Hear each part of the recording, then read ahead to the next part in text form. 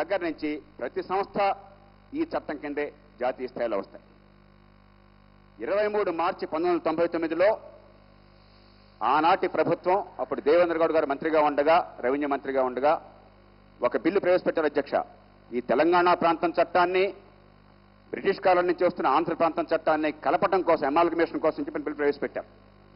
2001లో ఈవేళ ఈ సభలో ఉన్న గౌరవ సభ్యులు అశోక్ గజపతిరాజు గారు రెవెన్యూ మంత్రిగా ఉండగా ఆ బిల్లు ఇక్కడ ఓటింగ్కి వచ్చే పరిస్థితిలో అప్పుడు లోక్సత్తా జోక్యం చేసుకుని వారికి చూపెట్టింది, అయ్యా రాజ్యాంగాన్ని ఉల్లంఘిస్తున్నారు, ఈ చట్టం నియంత్రించుంది, వలస పాలకులు నిజాం ప్రభువు కూడా చేయని పని రాజ్యాంగ వ్యతిరేకంగా చేస్తోందని చెప్పంటే ఆనాడు గౌరవ మంత్రి గారు వెంటనే స్పందించి, చాలా ఆలోచనతో స్పందించి ఆ బిల్లుని సెలెక్ట్ కమిటీకి, జాయింట్ సెలెక్ట్ కమిటీకి పంపిస్తే జాతీయ స్థాయి నుంచి సుప్రసిద్ధులైన వారు ఎల్సి జైన్, సౌత్ ఆఫ్రికాలో ఆయన ఇండియన్ కమిషన్ హై కమిషనర్గా పనిచేశారు, స్వతంత్ర పోరాటంలో పాల్గొన్నారు, ఈ దేశంలో గాంధేయవాదుల్లో అతి పెద్దల్లో ఒకరాయన.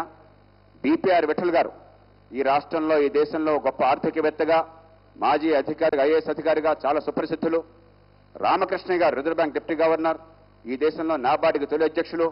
వీరందరూ కూడా ఇది రాజ్యాంగ విరుద్ధము, ఇది పద్ధతి కాదని చెప్తే అప్పుడు గౌరవ మంత్రి గారు, ఆనాటి ప్రభుత్వం కూడా చాలా దూరదృష్టితో తగినతో సవరించి 2001లో చట్టం చేశారు అధ్యక్ష, అమాల్గమేట్ చేస్తూ. ఈవేళ ఈ బిల్లులో ప్రభుత్వం దుర్దేశం అంటగట్టట్లేను.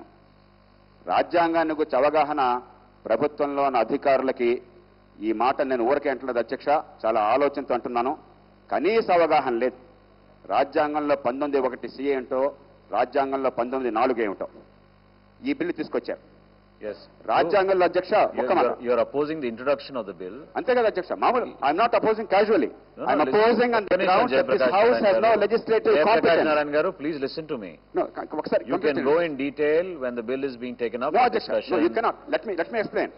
Under Article 13(2), I am giving an opportunity, Andy. I am giving an opportunity. అధ్యక్ష దయచేసి under Article 13(2), no law shall be made by the state in abridgment of the fundamental rights of Chapter 3. This is abridgment of fundamental rights. This House, this state, even the Parliament of India has no power to legislate on this. Yes. Parliament lo kuda adhikaram ledu. Unless you amend the Constitution, which means the basic features of the Constitution are violated. Article 368 కింద కూడా parliament కూడా చేయలేని చట్టాన్ని ఈ రాష్ట్రంలో ఆలోచన లేకుండా చేసే ప్రయత్నం చేస్తున్నారు. ఇది చిన్న విషయం కాదు అధ్యక్ష. ఖచ్చితంగా దీన్ని ఇప్పుడు ఆపకపోతే కోర్టుకి వెళ్ళండి అని చెప్పంటే ఇంకా ఈ హౌస్ ఎందుకు అధ్యక్ష? రాజ్యాంగం లోబడి పనిచేయకుండా నేను చాలా స్పష్టంగా మీకు దీనిలో ఆషామాషిగా చెప్పటంలా, public order, morality, sovereignty and integrity of India, ఈ 3 గ్రౌండ్స్ లో మాత్రమే మీరు నియంత్రించవచ్చు. దీనిలో ఏమంటున్నారు, ఎవరన్నా రిజిస్ట్రార్ ఇచ్చిన ఆదేశాలు ఉల్లంఘిస్తే, అవకతవకలు ఉన్నాయని చెప్పి అనిపిస్తే ఆ మేనేజ్మెంట్ రద్దు చేసి పర్సనల్ ఇన్ఛార్జిని పెట్టచ్చు, ఏ సంస్థకైనా సరే. ఇది పూర్తిగా రాజ్యాంగ ఉల్లంఘన అధ్యక్ష. రూల్ 92 ప్రకారం లెజిస్లేటివ్ కాంపిటెన్సీ హౌస్కు లేదని చెప్పని స్పష్టంగా తీసుకొస్తే ఫుల్ స్కేల్ డిస్కషన్ కావాలి అధ్యక్ష. బిల్లు సవరించుకోండి, ప్రతిష్టకు పోబోకండి. భేషజం కంటే రాజ్యాంగం చాలా ముఖ్యమైనది. ఇది ప్రభుత్వాన్ని నేను తప్పట్టడం లేదు, ఇక్కడ అధికారులు ఖచ్చితంగా తప్పు చేశారు, ప్రభుత్వాన్ని తప్పుదారి పట్టించారు. చాలా స్పష్టంగా నేను వివరాలు ముందుంచాను. భేషజాలు పోకుండా బిల్లు సవరించుకోండి, ఫుల్ స్కేల్ డిస్కషన్ ఇక్కడ అలౌ చేయండి. Thank you. From the TDP, Ashok Gajapati garu. Such laws shall affect the operations of an existing law insofar as it imposes or prevents the state from making any law imposing reasonable restrictions on the exercise of any of the rights conferred by the said sub-clauses, either in the interest of the general public or for the protection of the interests of the scheduled tribe. So, in general interest లో చేయవలసిన అవసరం ఎందుకు వచ్చిందంటే దీని విషయం కూడా మీరు ఆలోచించాల్సిన అవసరం ఉంది. క్రికెట్ అసోసియేషన్ ఏ విధంగా, ఎందుకు క్రికెట్ అసోసియేషన్ వాళ్ళు చేసినటువంటి చైర్మన్ కానివ్వండి, ఇంకోటి కానివ్వండి చేసిన అవకతవకలను దృష్టిలో పెట్టుకుని దీని ప్రభుత్వానికి అధికారం ఉందా లేదని మాట్లాడుతున్నారు. ప్రభుత్వానికి అధికారం ఉంది, అందుకని ప్రభుత్వం దృష్టిలో పెట్టుకుని ఎందుకు చేసుకొచ్చామని అది కూడా మీకు తెలియజేస్తా ఉన్నాను. Chandramoundeshwaranath has swindled for 3.5 crores in a deal over the purchase of plastic chairs for Visakhapatnam Stadium. Procuring floodlights from Philips Company and higher rate. South Zone, North Zone, Central Zone and State Committees have alleged that which Chandramoundeshwara has constituted a super committee.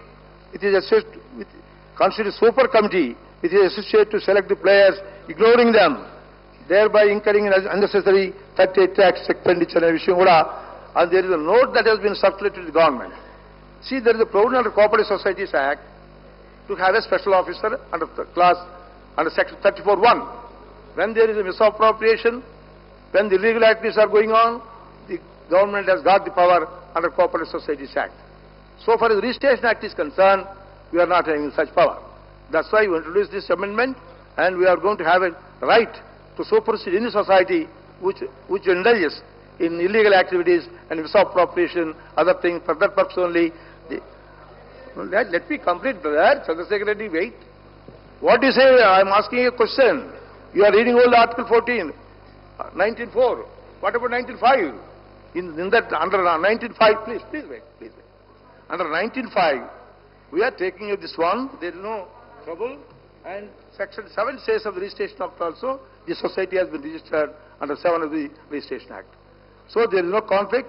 It is not unconstitutional. It is in conform with the Constitution and rules and provisions. That's why you should not object for introducing the bill. If at all you got any objection, you got an objection, after introduction, when we discuss the bill, you can raise all these points. I also give you reply for all those points which you would like to raise. And if it is unconstitutional, then the courts are there. We feel it is purely on the basis of the constitutional provision. We are concerned with our department. All these things have happened. We did not bring any legislation to take any action against anybody. That is not our intention at all, only to safeguard the Cricket Association, where they indulge in malpractices. I don't want to say more than that how this man has behaved. You have might have seen in the press about his activities, about all these things. For that purpose, we are bringing this amendment.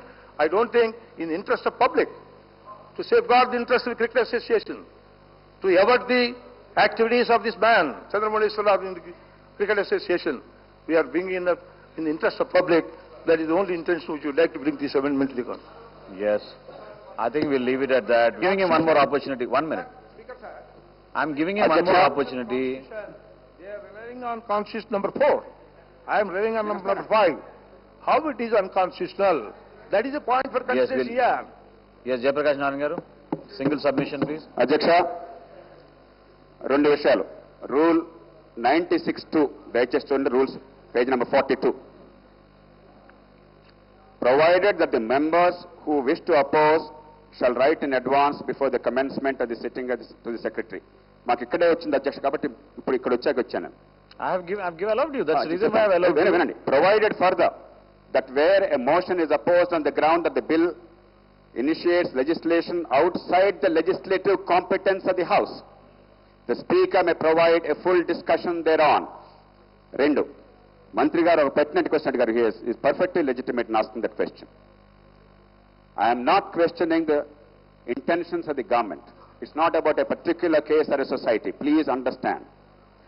Article 19(1) talks about the citizens' rights. All citizens shall have the right, A, to freedom of speech, of expression, B, to assemble peaceably and without arms, C, to form associations or unions. అలాగా G దాకా ఇచ్చారు అధ్యక్ష. దానిలో దయచేసి వినండి, జాగ్రత్తగా అర్థం చేసుకోండి. మంత్రి వారిని మీ ద్వారా కోరుతున్నాను. 19(2)లో 19(1)(a)లో ఉన్నటువంటి రైట్ ఉందే, freedom of speech and expression, దానికి ఎలాంటి లెజిస్లేషన్ ద్వారా నియంత్రించవచ్చో చెప్పారు.